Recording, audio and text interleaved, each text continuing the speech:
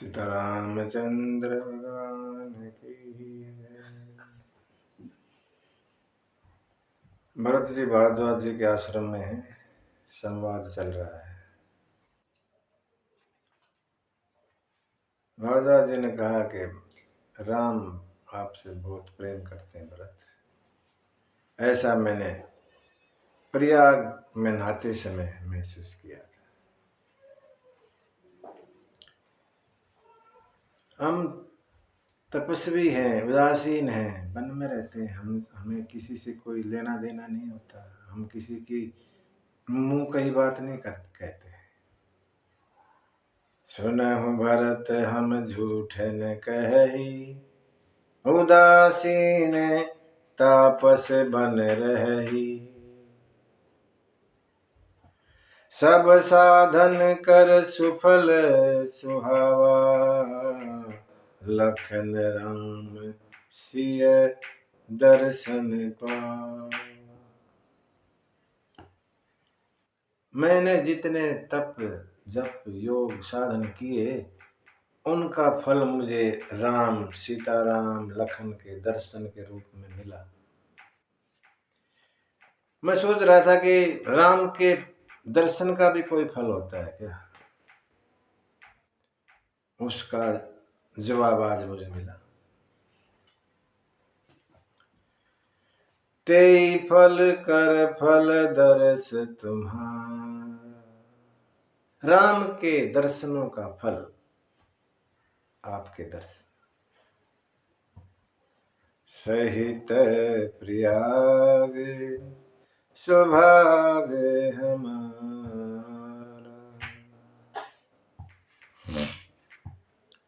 भरत कह रहे हैं, महाराज आप तो सर्वज्ञ हैं, सब कुछ जानते हैं।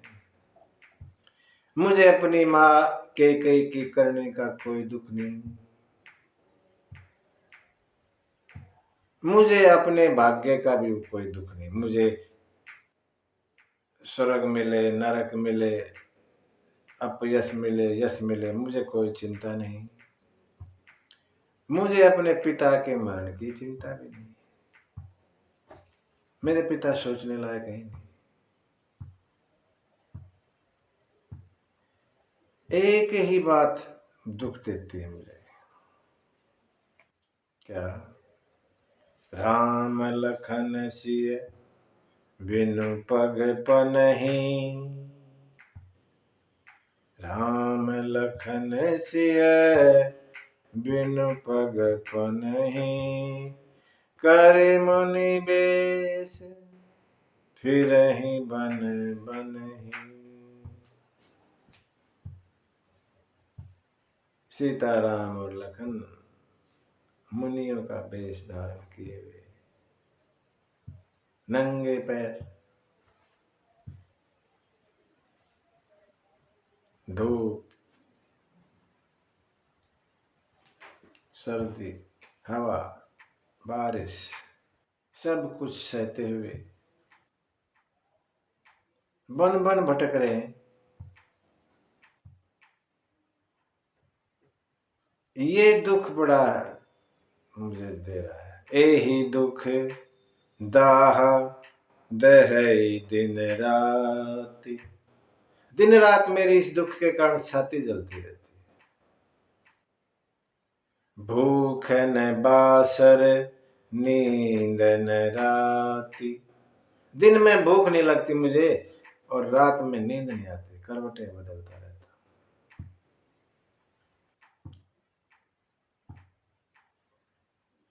एही कुरोग कर औषध नाही। सो देहु सकल विश्व मन माही। इसकी कोई दवाई भी मुझे नहीं मिलती। सब जगह मैंने पूछताछ कर ली, देख लिया,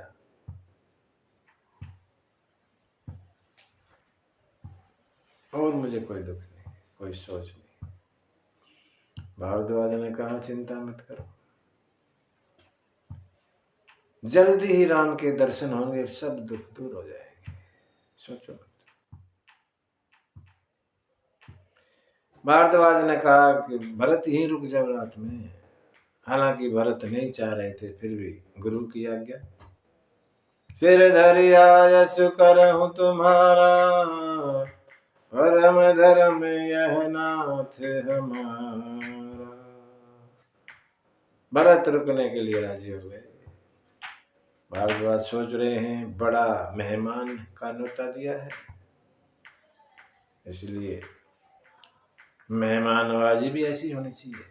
रिद्धि सिद्धियों को बुलाया और समझाया, ये भरत हैं राम के भाई छोटे, ऐसा प्रबंध होना चाहिए, देवता भी देखते रहे। ठीक है महाराज, प्रणाम किया और शुरू हो गए।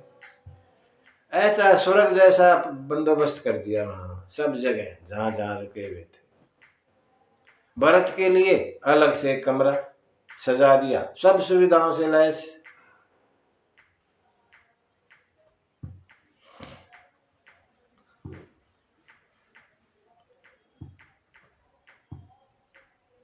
संपत्ति चकहि भरत चक, मुनि आय सुख लवा। तेहि निसि आश्रम पिंजरा, राखे भाभिनु सा। तुलसी बाबा कहते हैं संपत्ति चकवी और भरत चक, मुनि की जो आज्ञा है वो खेल, और ये जो कमरा है ये पिंजरा। जैसे चकवी और चकवा रात को नहीं मिलते, ऐसे ही भरत जो यहाँ चकवा बताया गया, संपत्ति चकवे की तरफ देखा ही नहीं। अलग से चटाई ली और बिछा के नीचे।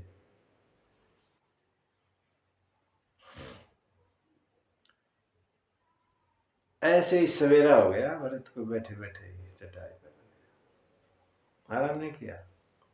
संत को सुविधा दुविधा की चिंता नहीं करनी चाहिए, इसमें फंसना नहीं चाहिए। सुविधा में ये भगत की भगवान की तरफ की यात्रा में बाधा है।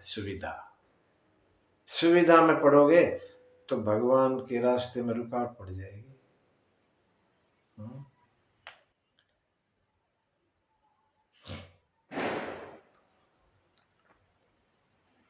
भरत ने भारद्वाज जी से विदा ली, प्रणाम किया, विदा ली।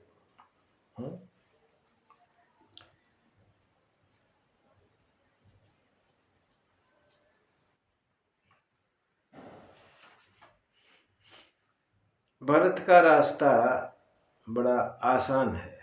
भगत है, भगत का रास्ता आसान ही होता है। भगवान का रास्ता ऐसा नहीं था, कठिन रास्ता था। भरत का नहीं है। क्यों? भगवान ने माया से ऐसा किया।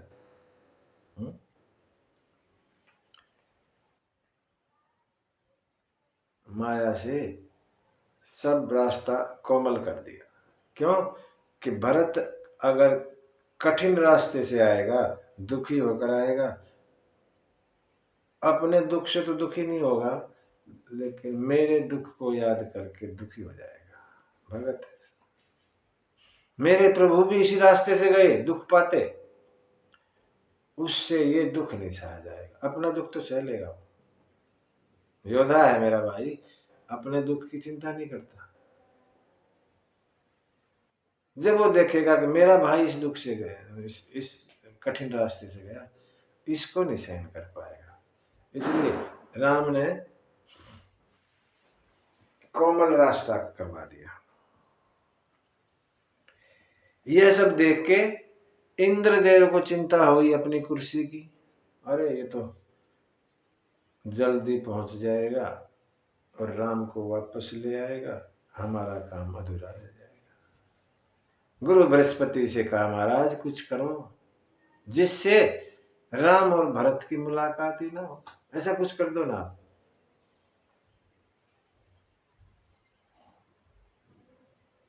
गुरु मुस्कुराए, इंद्र तुम्हारे हजार हजार नेत्र हैं, फिर भी ऐसी बातें करते हो।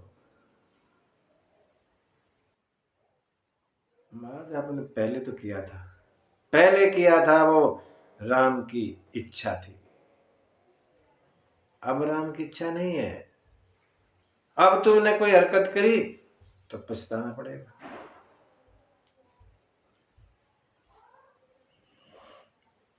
सुनो सुरेश रघुवीर सुभाऊ, निज अपराध रिसाई न काहू। मैं आपको राम का स्वभाव बताता हूं। राम का कोई भी अपराध कर दो वो गुस्सा नहीं करते, लेकिन जो अपराध भगत कर करही, राम रोष पावक सो जरही। अगर किसी ने राम जी के भगत का अपराध कर दिया तो वो राम की क्रोध अग्नि में भस्म हो जाएगा। इसलिए कभी सोचना मत। भरत सरिस को राम सनेही, जग जप राम राम जपते ही जेही। भरत जैसा तो कोई राम का प्रिय है ही नहीं। ये जगत राम राम राम जपता है और राम भरत भरत जपते हैं। इसलिए मेरा उपदेश ये है, सुनहु सुरेश उपदेश हमारा, राम ही सेवक परम प्यारा। राम को अपने सेवक से बड़ा प्यार है। हालांकि सम है, वो ज्यादा इस पचड़े में नहीं पड़ते, सबको एक तरह देखते हैं, लेकिन भगत से कुछ खास लगा होता है भगवान का। इसलिए ऐसा मत सोचो कुछ। और भरत की सेवा में लग जाओ। भरत राम के खिलाफ कभी जाएंगे ही नहीं। जो कुछ राम कहेंगे वही भरत करेंगे। भरत की सेवा करो। इंद्रदेव को तसल्ली हुई। भरत आगे चले जा रहे हैं। रास्ते में गांव के नर नारी मिलते हैं, कहते हैं ये तो राम लखन है क्या? बोला नहीं नहीं, तो राम लखन नहीं होते, वो तो मुनि वेश में थे और उनके साथ एक नारी भी थी, ये तो राजशीष में है वेश में, वो ये नहीं है। अच्छा ये वो हैं उनके भाई भरत शत्रुघ्न, मिलने जा रहे हैं। अच्छा ये सब बातें भरत सुन सुन के, अच्छा ये मिले हैं राम से ये लोग। भरत रास्ते में नदी तालाब मंदिर पर्वत वन सबको देखते जा रहे हैं, चल रहे हैं और कहते जा रहे हैं, मिल जाओ राम तरस रही अखियाँ, मिल जाओ राम तरस रही अखियाँ, तरस रही अखियाँ, बरस रही अखियाँ, मिल जाओ राम तरस रही अखियाँ। जो कोई कहे राम मोहि मिलिए, जो कोई कहे राम मोहि मिलिए, बाको देख के, बाको देख के हरस रही अखियाँ, मिल जाओ राम तरस रही अखियाँ, मिल जाओ रस रही है कि यहाँ। भरत आगे चले तभी निषाद राज ने एक पहाड़ी पे चढ़ के दिखा, वो रहा, वहां रहते हैं राम जी। कामदगिरी पर्वत है वो, कामदगिरी चित्रकूट दिखाया। खुश हुए, सभी ने प्रणाम किया। सब शकुन होते जा रहे हैं भरत को। भरत चले जा रहे हैं राम को याद करते करते। गोस्वामी ने यहाँ तक भरत का गाया। उसके बाद कहते हैं बुधर की भी बात सुनो। राम के वहाँ चित्रकूट में क्या हो रहा है उसको